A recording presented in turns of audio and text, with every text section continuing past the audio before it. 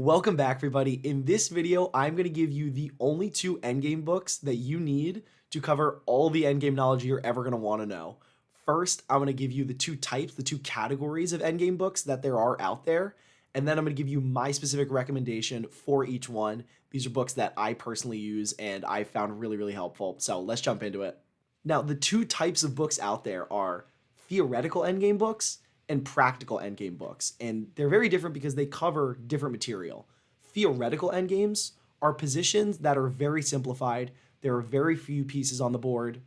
And the method for getting the win or holding the draw is very clear. It's been well studied, it's been well documented. And if you know the method, then you can look at the position and immediately know if the game is won, lost, or drawn. So they're very simplified positions. Practical endgames, on the other hand, are positions that are much more complex. There are more pieces, there are more factors at play, and the actual method of how to proceed in the endgame is not very clear.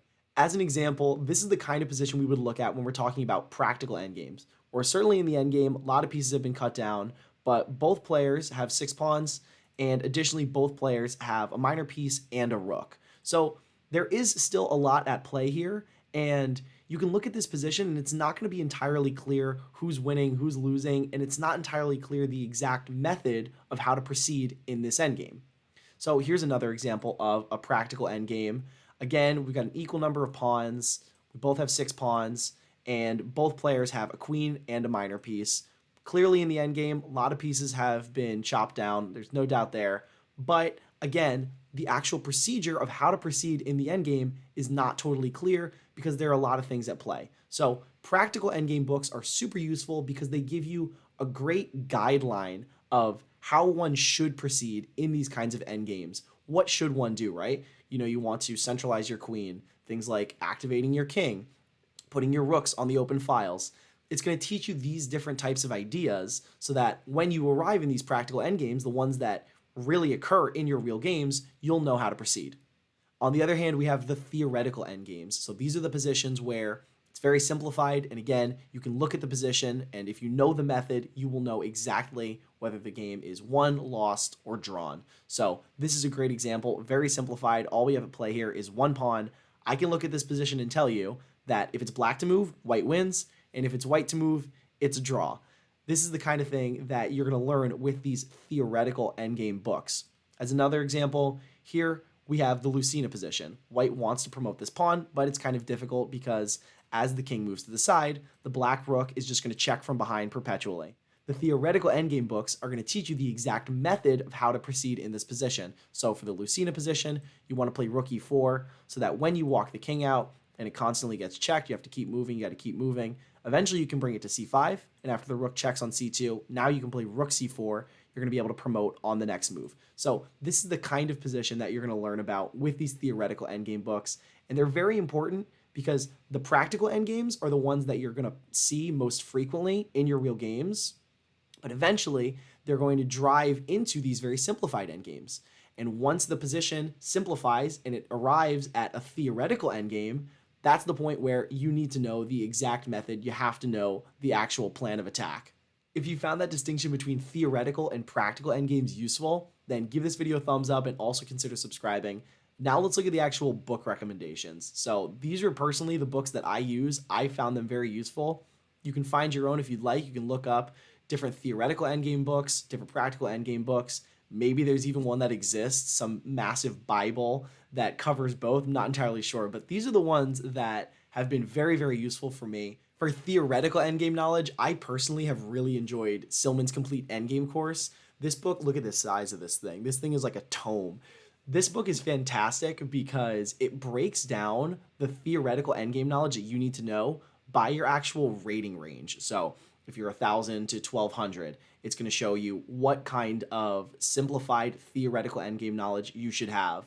And if you're the rating range above that, the next 200 points, it's going to give you slightly more difficult, slightly more advanced, simplified endgames, different theoretical positions that you should know.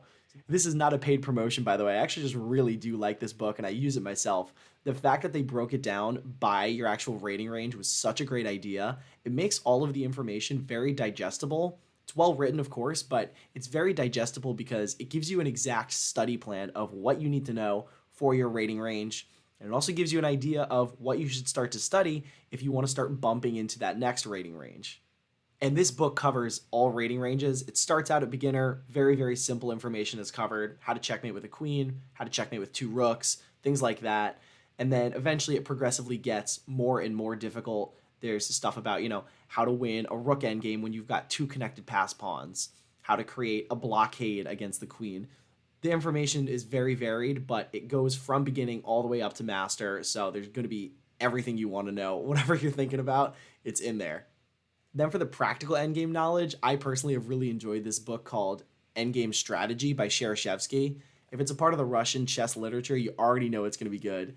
It's not super long, it's about 200 pages, but it's good because it breaks down each different endgame theme that you'll need to know in these complex practical endgames. So things like the importance of centralizing your king, the problem with exchanging your pieces. You need to know when and where to exchange pieces in the endgame, the power of the bishop pair in the endgame.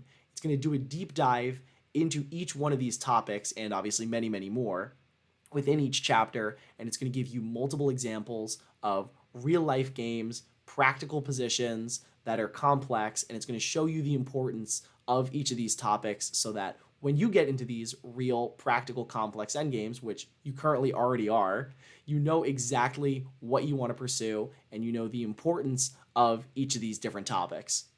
Again, this is not a paid promotion for either of these books. I personally just really like them. They're well written, and I've gotten a lot of value out of each of them. They also both are kind of considered classic chess literature, so if you want to have a killer chess library, you have to have these books in there. I hope you enjoyed this video and at the very least appreciated the distinction between theoretical endgame knowledge and practical endgame knowledge, because it is absolutely something that you need to know. In the meantime, maybe check out another video.